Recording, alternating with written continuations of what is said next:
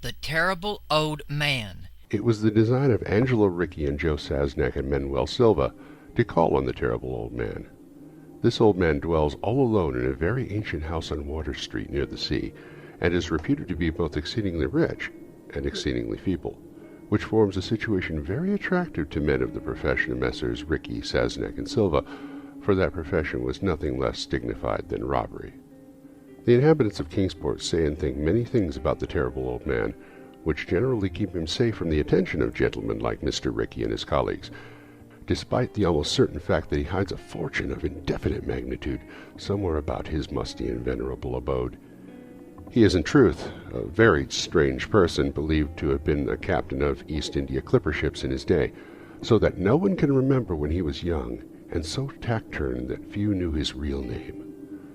Among the gnarled trees in his front yard of his aged and neglected place he maintains a strange collection of large stones, oddly grouped and painted so that they resemble the idols of some obscure Eastern temple.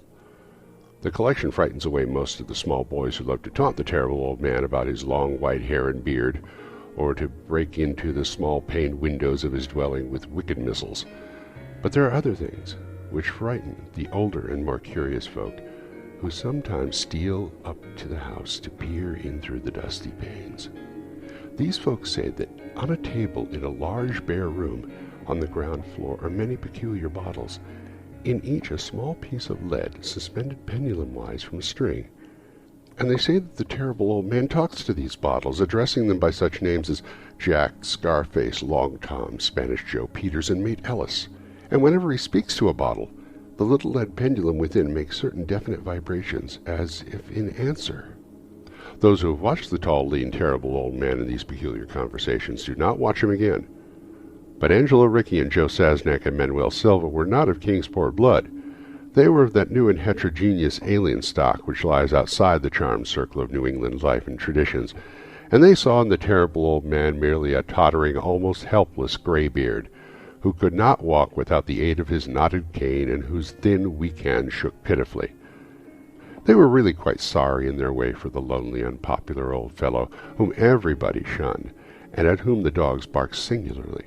But business is business, and to a robber whose soul is in his profession, there is a lure and a challenge about a very old and very feeble man who has no account at the bank, and who pays for his few necessities at a village store with Spanish gold and silver minted 2 centuries ago.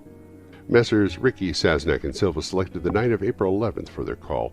Mr. Ricci and Mr. Silva were to interview the poor old gentleman, whilst Mr. Czanek waited for them in their presumable metallic burden with a covered motor car on Ship Street by the gate in the tall rear wall of the host's grounds. Desire to avoid needless explanations in case of unexpected police intrusions prompted these plans for a quiet and unostentatious departure. As prearranged, the 3 adventurers started out separately in order to prevent any evil-minded suspicions afterwards. Messrs. Ricci and Silva met at Water Street by the old man's front gate, and although they did not like the way the moon shone down upon the painted stones through the budding branches of the gnarled trees, they had more important things to think about than mere idle superstition. They feared it might be unpleasant work making the terrible old man loquacious concerning his hoarded gold and silver, for aged sea captains are notably stubborn and perverse. Still, he was very old and very feeble, and there were 2 visitors. Messrs. Ricci and Silva were experienced in the art of making unwilling persons voluble, and the screams of a weak and exceptionally vulnerable man can be easily muffled. So they moved up to the one-lighted window and heard the terrible old man talking childishly to his bottles with pendulums. Then they donned masks and knocked politely at the weather-stained oaken door. Waiting seemed very long to Mr. Czanek as he fidgeted restlessly in the covered motor car by the terrible old man's gate on Ship Street. He was more than ordinarily tender-hearted, and he did not like the hideous screams that he had heard in the ancient house just after the hour appointed for the deed.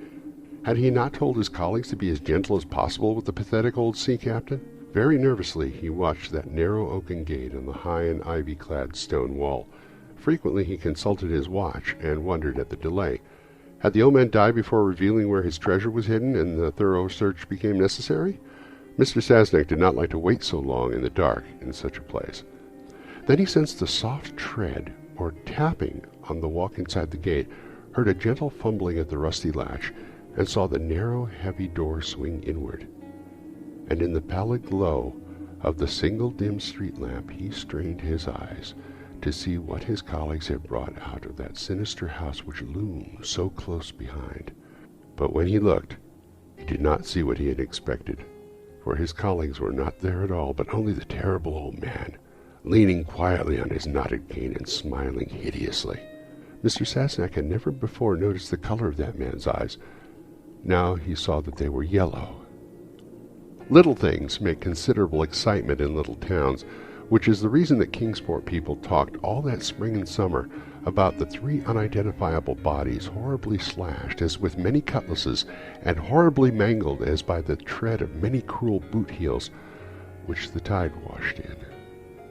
And some people even spoke of things as trivial as the deserted motor car found on Ship Street, or certain especially inhuman cries, probably of a stray animal or migratory bird, heard in the night by wakeful citizens. But in this idle village gossip the terrible old man took no interest at all. He was by nature reserved, and when one is aged and feeble, one's reserve is doubly strong. Besides, so ancient a sea captain must have witnessed scores of things much more stirring in the far-off days of his unremembered youth.